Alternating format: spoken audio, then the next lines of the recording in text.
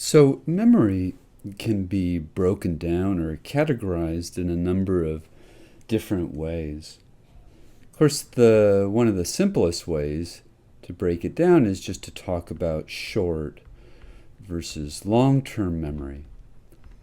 And long-term memory, I think, is what most people think of when they think of memories.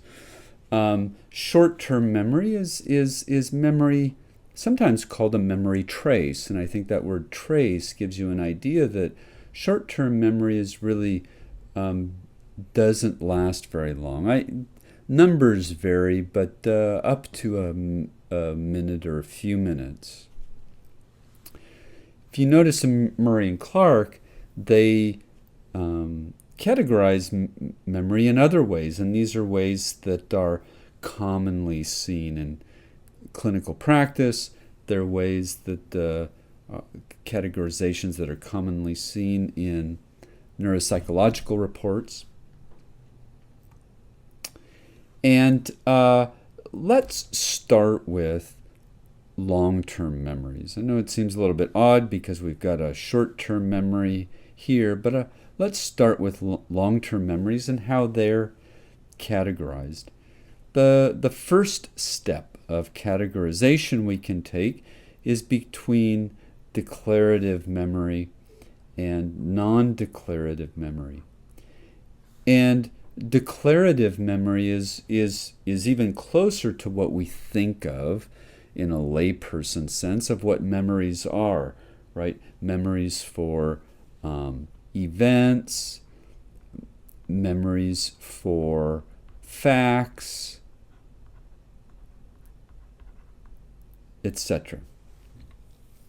Non-declarative memories, in a way, we don't really think of these as memories. For example, tying your shoe is a non-declarative memory.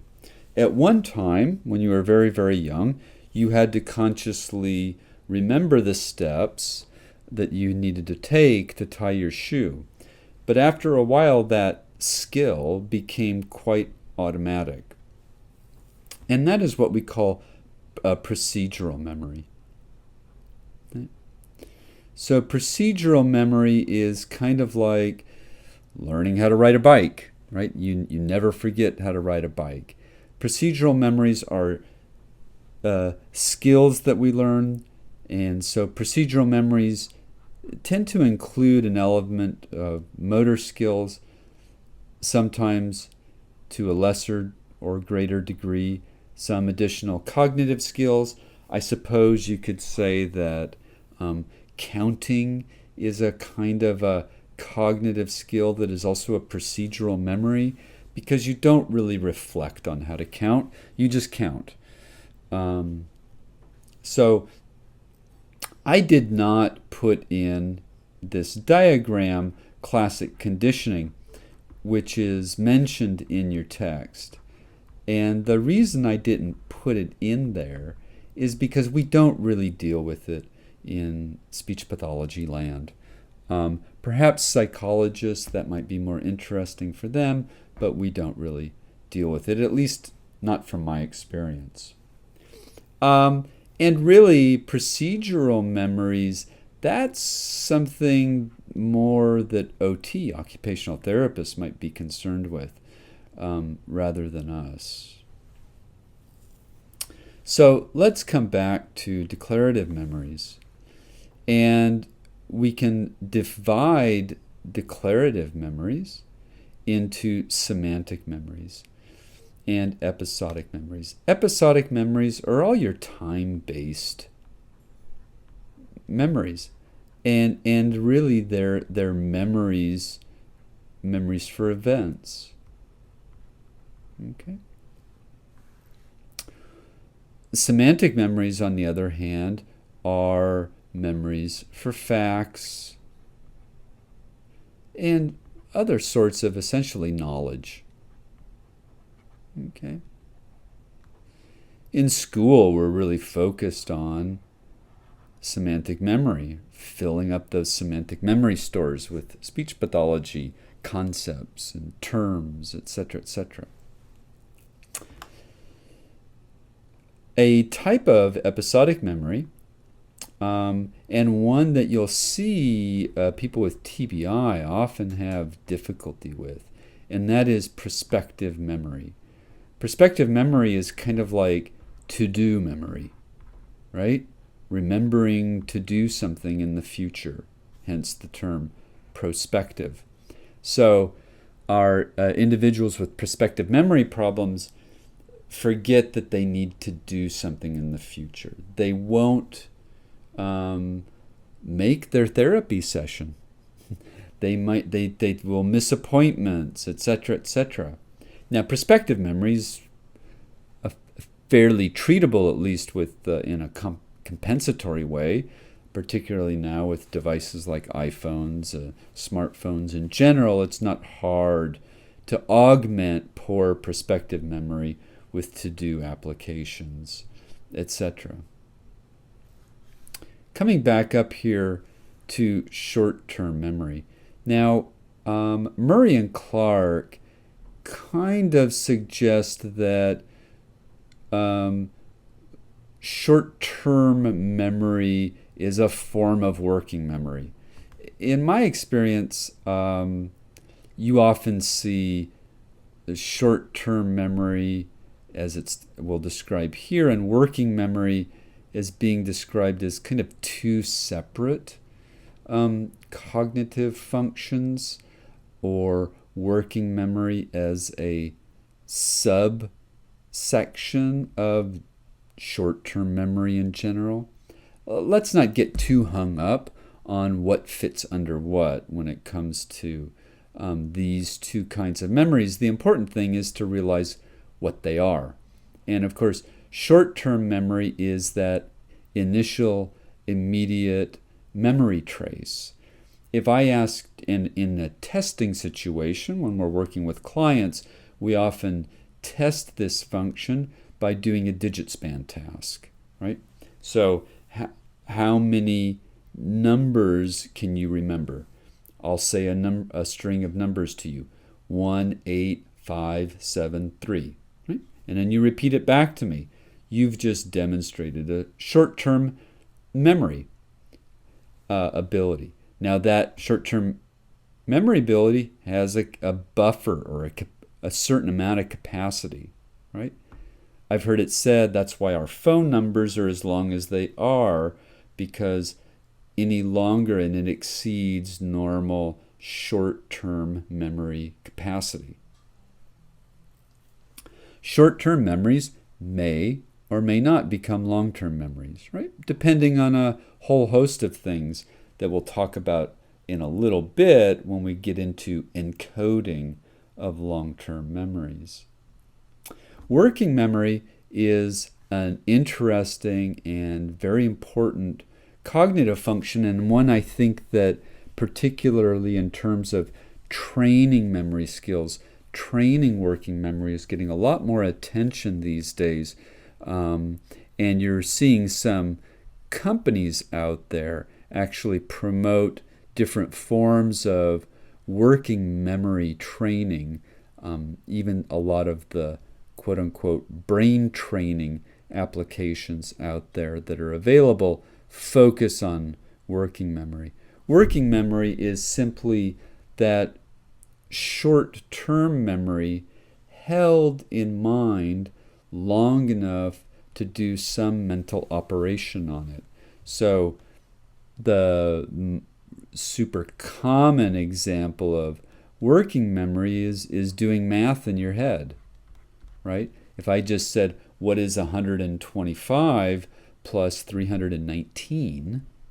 Okay, not super easy. You hold those two numbers in mind while you do some operation on them, hence the term working memory.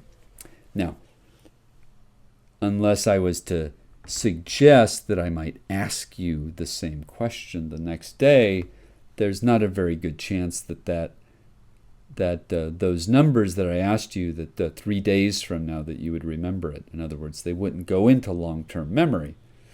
But working memory is very important. Working memory plays a role in reading comprehension because as you're reading, you're having to hold in mind even the first part of the sentence, until we get to the end, because in complex syntax, sometimes the sentence doesn't resolve until the end. So there's a lot of different ways where we can see that the working memory really affects our mental performance. So now let's talk about the, so to speak, the stages of memory.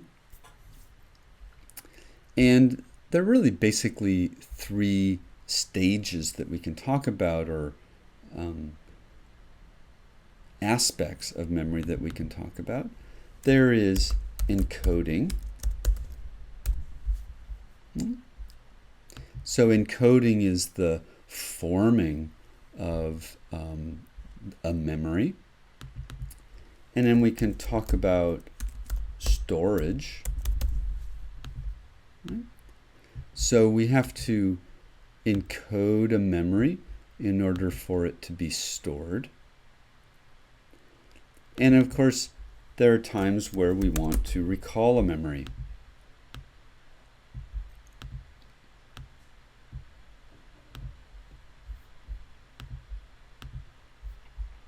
If you think about your own experiences with memory, and Maureen Clark mentioned some of these facilitators for encoding or forming and storing memories, right? Maybe the most basic that students tend to rely on is rehearsal. Okay. But probably a more powerful memory, or at least one that should be added, is association or elaboration. In other words, taking in information and making some semantic association, some link with something that you already know or some experience that you've already had. These are probably the most common ways that in general memories are formed, but particularly in reference to being a student, we rely on some other kind of techniques to help that process along. Categorizing information, which in a way, categorizing is a form of association, in that by categorizing, you're putting things that are associated together in one category. Chunking, right?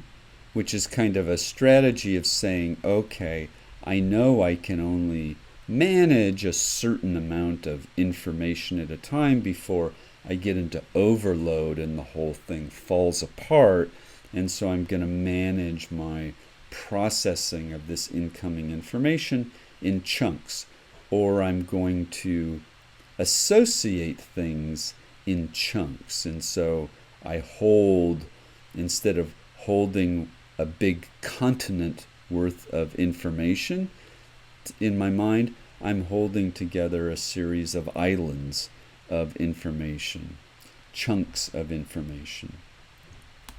And then finally, verbal mediation, which is a strategy that's often very useful for individuals with brain damage, because something happens when we just, and verbal mediation is related to rehearsal in the sense that we have information coming in and we may talk ourselves through the process of what that information is, what it means, why it's important to remember, etc. The third stage, recall, or what we might also call retrieval, of course, is where a lot of people break down. Now,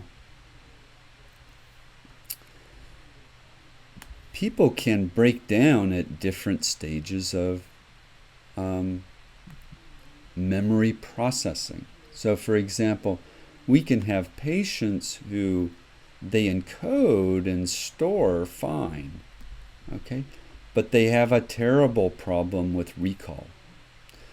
One of the tests that we may talk about later that can tease this out is, for example, let's say I was to show you a picture of 10 faces, okay? And then I gave you a minute or so to look at those 10 faces, and then I took them away. And then I brought in 10 faces. 5 of those faces were the faces that you had seen previously, and 5 were not. Okay? And your job was simply to point to the ones that you had seen before. What we're doing here is we're really accessing recognition. Right? In other words, we're not asking a person to do free recall. But if you recognize that you've seen that face before, you must have encoded it and you must have stored it. Let's say we do a different task. I give you 10 words to remember. And then later, I ask you to repeat those 10 words back for me. That's free recall. Okay. Now, if a person does really poor at that, we don't really know if it's encoding, storage, or recall that's the problem. But let's say we did a task with 10 words that were similar in length, frequency, etc. And we did something like a recognition task, right? We gave them the 10 words to recall. And then we went back and we had a list of 10 words. 5 were the words we gave previously, 5 weren't. And we simply said, I'm going to say a word. I want you to tell me if I said that before. Right? Now we're just asking them to recognize whether they've been exposed to a word or not. If they do poor at free recall and recognition task, then there's probably a problem with encoding and storage.